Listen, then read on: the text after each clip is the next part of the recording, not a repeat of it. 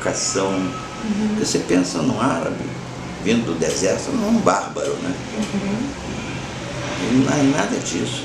Ele é educado, gentil, culto. Entendeu? Quer dizer, curioso de saber muita coisa do Brasil. Se aqui tinha petróleo. Não existiu pré-sal ainda, né?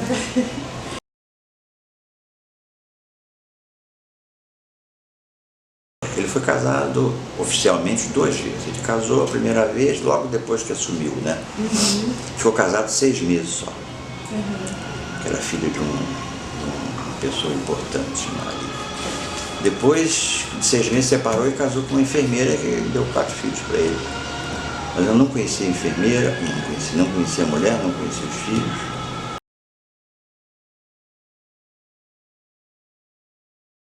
Dentro onde ele vivia não existia líbio, só estrangeiro.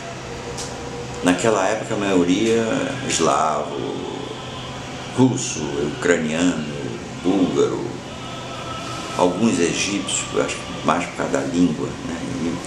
E o grande fator ele dele... achava que os líbios poderiam ser capturados e torturados e revelar segredos dele.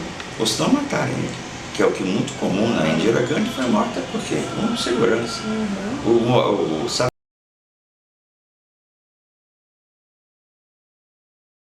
Onde é que ele foi operado? Nesse hospital? Não, foi dentro do bunker. dentro do bunker. Tem 2 salas de cirurgia que até aquela época eu nunca vi nada mais moderno. Com UTI e tudo? Tudo. Para socorro? Tudo, só para a família dele. Mas ninguém fazia nada, só ele e a família.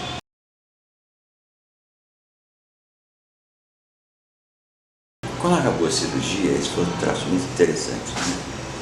O brasileiro é muito aberto, né? Muito gozador. E eu, como carioca, não sou exceção. Acabou a cirurgia, né? Então todo mundo já ali conversando, sem máscara e tal.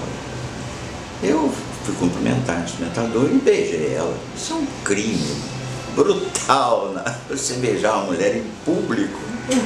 Ela ficou branca, azul, estática, todo mundo parado. E eu não sabia, né? Ele do lado, como você beija. Esse foi um fato muito interessante.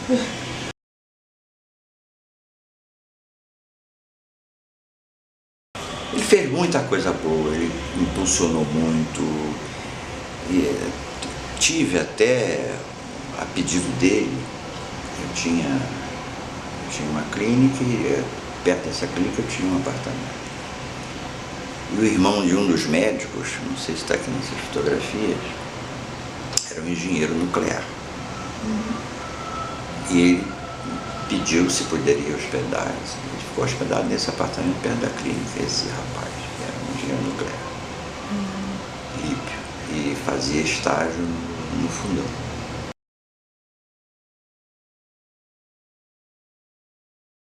Um outro detalhe que é muito interessante é que, com essa origem humilde dele, ele ganhou um rádio de pilha pequenininho na época, ainda que estudava no colégio.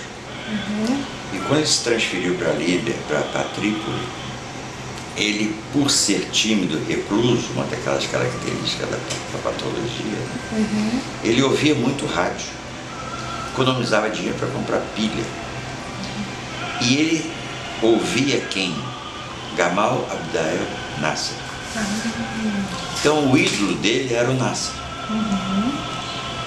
Quando ele quis criar a Liga Árabe, ele seguindo o pensamento do Nasser. Porque ele, na realidade, ele nunca foi comunista, porque ele era muito religioso. Quer dizer, o muçulmano comunista é um negócio complicado. E por isso que os americanos deixaram que ele continuasse, porque sabiam que ele não era comunista, ele era anticomunista. Ele cresceu sem intervenção dos ingleses e dos americanos por ser anticomunista pela religião. Porque do jeito que ele andou fazendo as coisas, o inglês tomava aquilo de outra vez e não tinha a menor dificuldade. Mas ele virou para o lado russo pelo que ele queria, né? Que eram as armas. Armas e aviões, e aí a coisa ficou mais ou menos equilibrada. De uns anos, quando caiu o muro de Berlim, sim, equilibrou. Mas voltando ao assunto de Nassi, porque essa patologia tem muito de egocentrismo, né? Então você,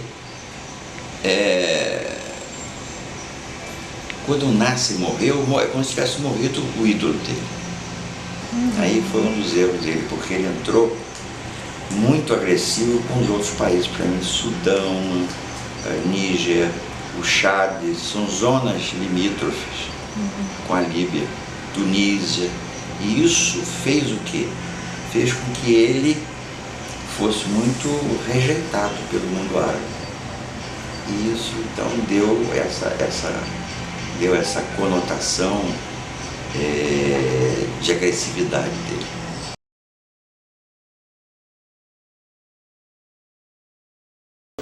O dia a dia era muita conversa, ele queria saber muito do Brasil. O que ele perguntava? Perguntava como era o tipo de povo, se havia colônia árabe aqui. Eu falei que era uma colônia muito grande. Falar em judeu nem pensar, né? Não podia, né? A primeira coisa foi saber se eu já tinha estado em Israel. E eu nunca tinha estado em Israel, fui um ano depois.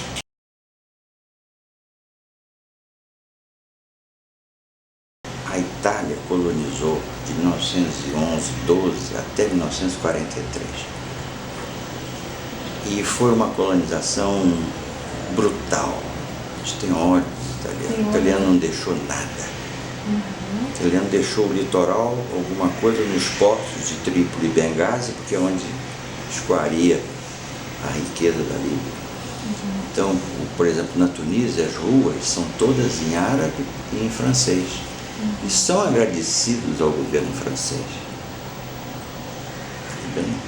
Nem nomes nada italiano. Nada italiano.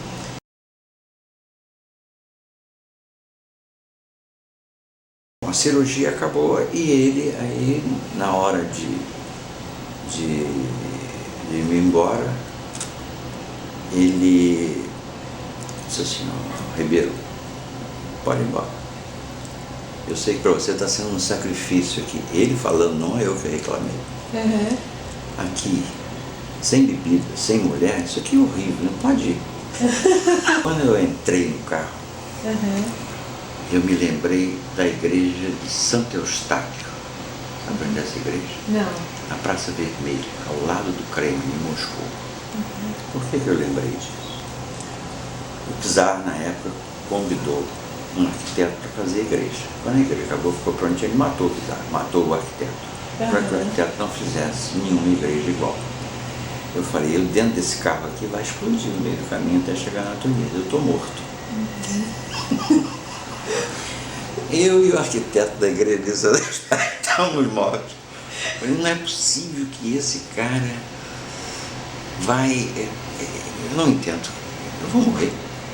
De carro, fácil, um desastre, botar uma bomba embaixo, a gente fica paranoico.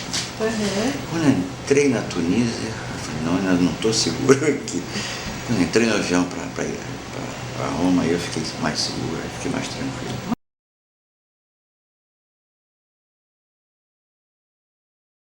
Eu sei que eu fiquei curioso saber por que fui eu escolhido.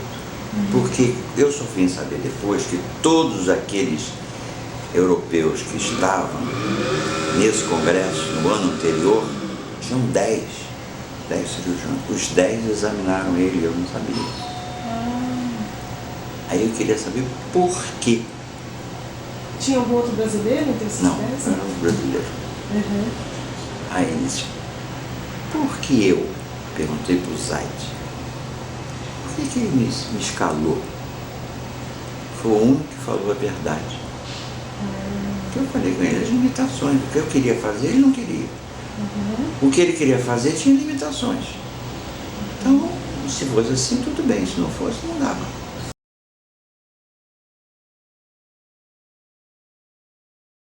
Eu não cobrei. O senhor não cobrou? Não. E ainda cobrou Eu achei que eu operando um estadista, na época ele não era tão considerado tão sanguinário como agora, né? Tão fascínio e tudo isso, então eu achei que era, eticamente eu não cobrei. Mas aí o senhor ganhou algum presente, joias? Aí existe uma tradição que eu também não sabia.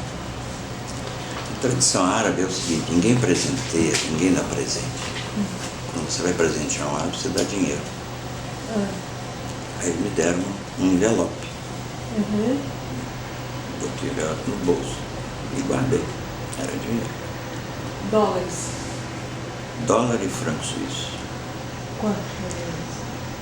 Isso não pode dizer. Mas imagino que milhares. É bem mais do que eu cobraria aqui. Ganhou mais do que cobraria. Você vê, o homem agora está com 30 bilhões presos nos Estados Unidos.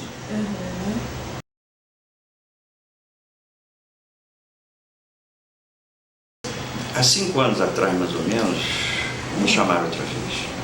Eu já estava tudo programado, seguramente para fazer alguma outra coisa, ou talvez fazer aquilo que eu queria fazer. Que era o quê? Que era fazer a cirurgia correta, né?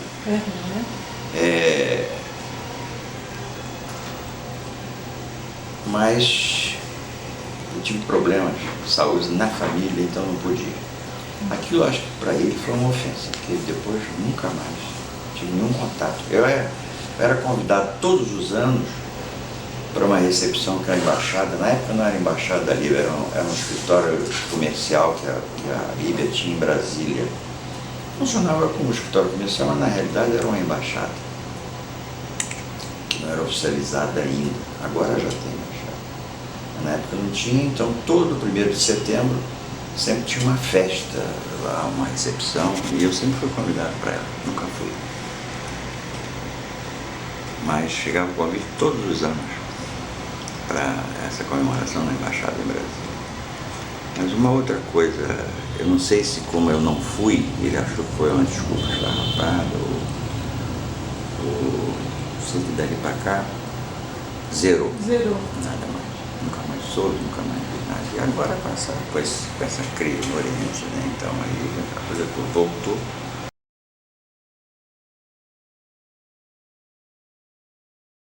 Advogado não defende um criminoso, um traficante, não é pelo fato de você, pelo aspecto material só, né? Mas eu não acho que ele, nem eu nem ninguém, numa situação que está lá, acho que pensaria em fazer cirurgia. Isso aí pensaria em fazer cirurgia se ele se exilasse, não acredito. Eu não acredito, pelo que eu ouvi dele. Eu acredito que aquilo que ele falou é verdade. Ele estaria lá morto.